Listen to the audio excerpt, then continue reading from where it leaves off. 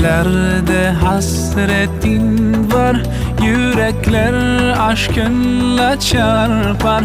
Sensiz dünya bizlere dar. Selam sana ey kutlu yar. With submission, faith and patience, you conveyed the noble message, brought us light through your guidance. Peace be upon you, my beloved. Ya Habibi, Ya Muhammad, Ya Nabi, salam alayka.